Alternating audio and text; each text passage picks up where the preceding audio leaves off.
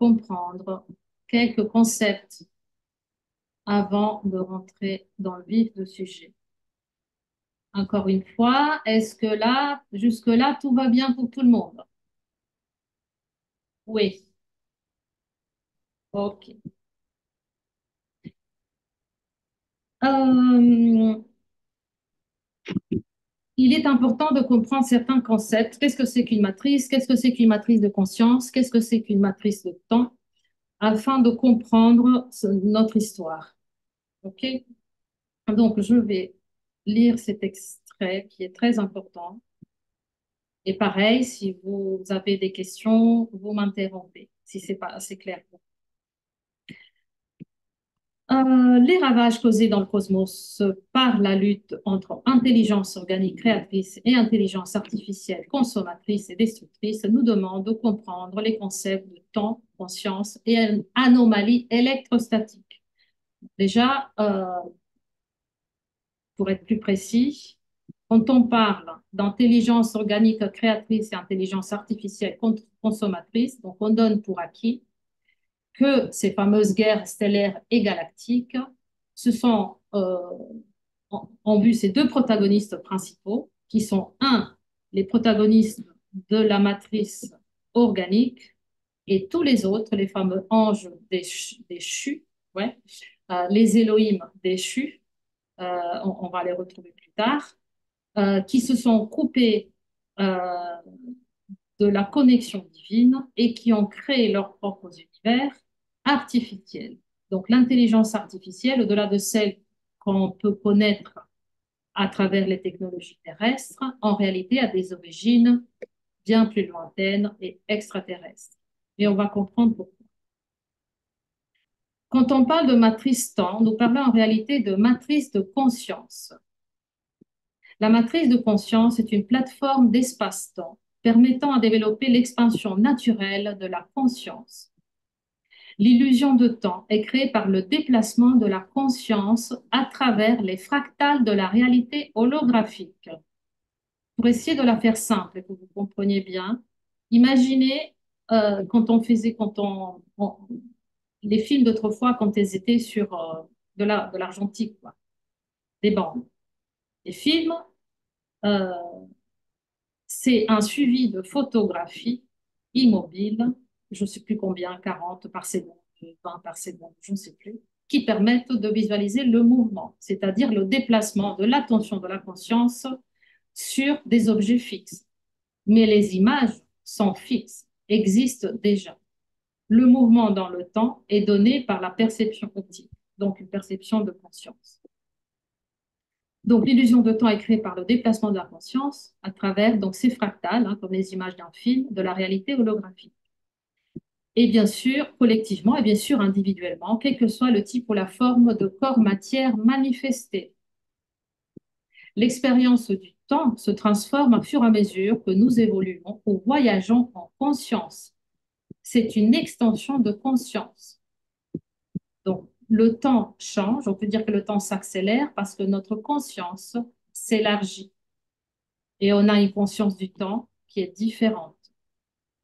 Tous les univers créés existent au sein d'une structure de forme à travers laquelle l'énergie naturelle se déplace dans et hors des matrices.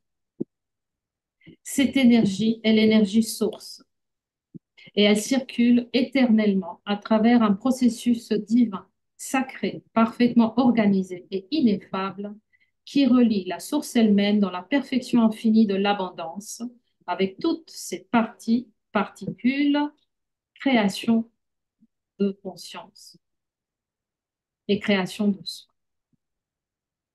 Mais le temps n'est pas le facteur primordial ici, c'est la conscience qui est. La conscience existe partout, par toutes les voies, dans tous les espaces. Il n'y a pas d'espace dans l'espace cosmique qui soit dépourvu de conscience. Donc nous pensons que le temps se déplace de manière linéaire, mais en réalité, c'est la conscience qui se déplace, ou plutôt qui s'étend, s'expande. C'est l'ordre naturel de la vie et pour la vie à travers tout ce qui est. Toutes les matrices de conscience ont le même type de modèle. Là, J'essaie d'être claire là-dessus. Toutes les matrices de conscience ont la même imprint, comme on dit ça, Canva. Nous l'avons, la planète là, un arbre là, enfin, que ce soit un arbre, une planète, nous-mêmes, une galaxie ou un univers, on a tous le même modèle de conscience. Et tous ces modèles sont basés sur 12 points de focalisation énergétique qu'on peut appeler aussi porte des étoiles de communication et 18 piliers de passage, un peu comme les parties d'un squelette. Mais alors, on se demande comment un arbre, une baleine, un humain pourrait avoir le même modèle de conscience de base ou une galaxie et d'être si différent. C'est vrai que c'est étonnant. Mais le fait que notre corps matière, la matière, semble différent d'un autre corps matière, dépend non pas de la façon dont son modèle intérieur se manifeste dans la forme, mais dans la façon dont la conscience individuelle de chacun de ces corps agit lorsque les énergies de la source passent à travers ce corps via les 12 portes stellaires, qu'on dans le corps humain, on peut nommer les 12 chakras. Chaque être naturel, donc en provenance de la source, détient dans son modèle personnel des codes d'expression électromagnétique spécifiques, expression de leur manière choisie de vivre. Et ces codes se manifestent dans les minuscules cryptages cristallins électrotonaux, c'est des tonalités de son qui amènent la lumière, et biochimiques de l'ADN de chaque individu. Notre ADN est très différent de celui d'une baleine, bien sûr, mais ce n'est pas meilleur, c'est juste différent. Et cette différence réside dans la façon dont un être avec le même modèle de forme peut ressembler et agir d'une manière très différente de nous.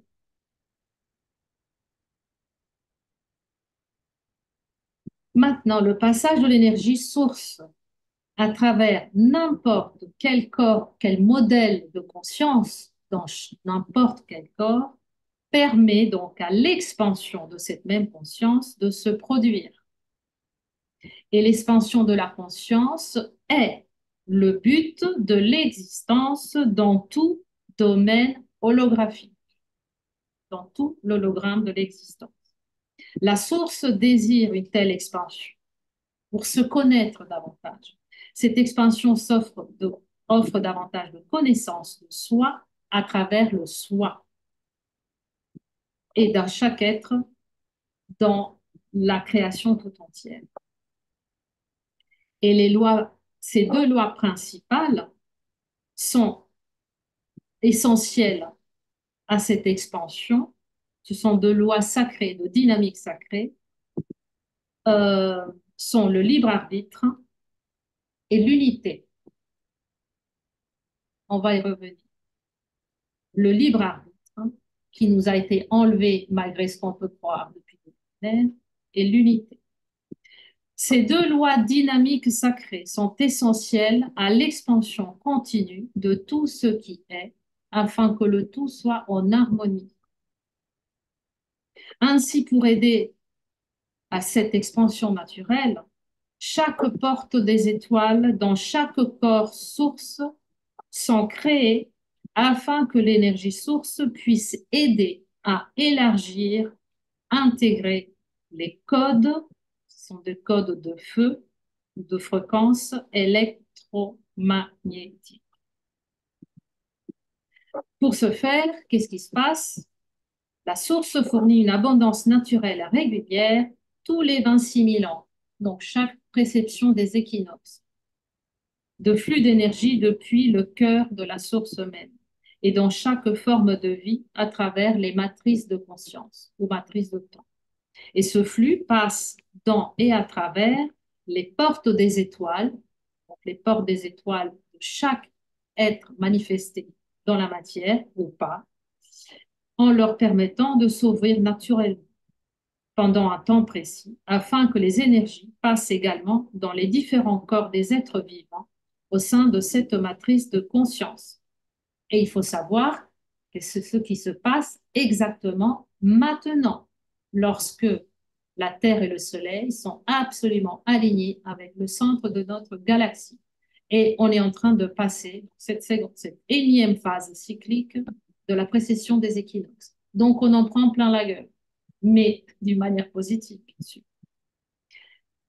C'est ainsi que la conscience s'étend et que les êtres peuvent, entre guillemets, se déplacer en conscience vers d'autres existences de fréquences plus élevées dans ce que nous pourrions appeler d'autres dimensions. Et là, je veux ajouter aussi que juste pour faire un schéma très simple, hein, qu'on peut voir après dans le cycle d'initiation, il existe 7 octaves de conscience dans le monde manifesté terrestre. La première octave, ce sont les minéraux. La deuxième octave, ce sont les végétaux. La troisième octave, ce sont les animaux. La quatrième octave, c'est l'homme, disons la majorité de l'humanité. Euh, la cinquième octave, c'est l'homme génie, c'est l'homme qui crée, l'homme qui est connecté à son intuition et qui crée en connexion avec la source. La sixième octave, c'est l'homme prophète, donc qui se connecte à la conscience du cœur, la conscience Christ, à l'amour universel, à l'amour inconditionnel, qui prévoit le futur et voyage en dehors du temps. Et la septième octave, c'est l'homme-dieu, l'homme qui a intégré les codes d'information des 12 portes des étoiles qui il possède dans son corps et qui le connecte aux 12 portes des étoiles de l'univers dans cette matrice temporelle. Et l'homme-dieu, on va dire que l'homme-dieu était le Christ ici. C'est l'énergie que nous absorbons en ce moment. Hmm. Donc, une dimension est en réalité un autre aspect de la création dans lequel la conscience en expansion peut entrer et exister pendant un certain temps. C'est comme entrer dans une pièce, un hall un peu plus grand et lumineux, ou comme Yeshua, le Christ, a dit, dans un manoir. C'était ça la signification du manoir. Un manoir aux 1000, qu'est-ce qu'il avait dit? Un manoir, une demeure aux 1000 espaces, un manoir aux 1000 chambres, où cette conscience peut se connaître de manière plus absolue. Donc, ce flux élargit naturellement les forces vitales de chaque être et rassemble et active davantage de codes d'ADN afin qu'un être puisse s'élever dans les domaines les plus étendus des énergies de fission, fusion, radiation à haute fréquence au-delà de ses habitats de conscience précédents. Mais les êtres peuvent faire tout ce que je viens de décrire, ces formes d'expansion de conscience et de passage d'une octave à une autre d'évolution de conscience uniquement lorsqu'ils existent dans un corps électrodynamique. Qu'est-ce que c'est qu'un corps électrodynamique? Un corps électrodynamique permet l'expansion de la conscience grâce à sa capacité à assimiler des fréquences plus élevées de flux énergétiques. Un corps électrodynamique, c'est un corps organique.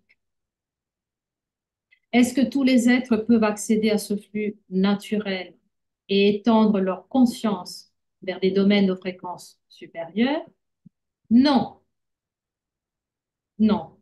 Si un être existe dans une forme corporelle électrostatique, et des milliards le font dans cette matrice temporelle, alors il ne peut pas. C'est aussi simple que ça. Pourquoi? Une forme corporelle électrostatique n'est pas naturelle, elle est artificielle, tout comme la lumière artificielle qui est ce que nous avons ici sur Terre, en tout cas que nous avons eu et qui est en train de se dissoudre, le voile se lève afin qu'on puisse accéder enfin à la lumière organique. Euh, la lumière, donc, non organique, artificielle, appelée Shona, SHON1, est une lumière ça s'appelle, alors moi je ne m'y connais pas trop en sciences, mais ceux qui veulent comprendre comprendront mieux, une lumière à verrouillage de phase. Qu'est-ce que ça signifie, une lumière à verrouillage de phase? C'est une lumière qui ne peut pas s'étendre au-delà des paramètres de conception avec lesquels elle a été créée. Et on l'appelle également fausse lumière. La vraie lumière, Shala, naturelle, est 4 fois plus puissante et plus rapide. La lumière Shala est une lumière électrodynamique. Elle n'est pas électrostatique. Mais alors, ces êtres électrostatiques peuvent-ils élargir leur conscience d'une manière ou d'une autre? Non plus. Ils peuvent la maintenir, cette énergie de conscience, mais ils finissent par regresser sans que les flux naturels d'énergie source donc, puissent passer à travers leur corps physique et leur corps énergétique et leur processus d'évolution d'ADN, tôt ou tard, se perd finalement dans la poussière spatiale. Et dans le cas de nombreuses formes de corps électrostatiques, cela peut signifier un temps terrestre très long, comme 100 ou 1000 ans. Il y a des êtres, notamment des anges déchus, qui utilisent l'intelligence artificielle, qui peuvent vivre des milliers d'années. Mais ils ne sont pas éternels comme nous le sommes. Donc on se demande comment peuvent ces êtres vivre aussi longtemps alors qu'ils ne sont pas naturels ni organiques. Eh bien, il faut se rappeler donc une forme corporelle, donc électrodynamique, existe éternellement. Nous existons éternellement au-delà de ce corps. Mais les gens meurent, on se dit. Et on se demande pourquoi. Mais en fait, ici, on parle de conscience. Parce qu'il faut qu'on se rappelle qu'on n'est pas notre corps. Et ça, il faut bien l'intégrer. On est venu ici pour s'identifier à notre corps pour une expérience courte, l'expérience humaine sur Terre, mais nous ne sommes pas notre corps. Euh, mais on sait déjà qu'on est bien plus que cela. Je pense que tout le monde ici s'est déjà posé la question et a commencé à intégrer ce savoir. Mais si on veut, une fois qu'on a atteint cette conscience de l'homme-dieu, la 7e octave, on peut manifester notre corps physique et le maintenir en vie, si on veut, pendant des milliers d'années. Il suffit de connaître ce que nous savions tous il y a longtemps, avant d'avoir été trompés en nous faisant croire complètement autre chose. Donc, les formes de corps électrostatiques, comme tous les anges déchus, eh bien, ils peuvent exister pendant de longues périodes, telles qu'elles sont, uniquement parce qu'elles doivent aspirer ou voler l'énergie de fréquence libérée naturellement par d'autres corps, c'est-à-dire les êtres naturels, particulièrement lorsqu'ils se trouvent dans des états de peur et désespoir. On sait que ces entités se nourrissent de nos émotions négatives, c'est leur drogue pour les maintenir en vie.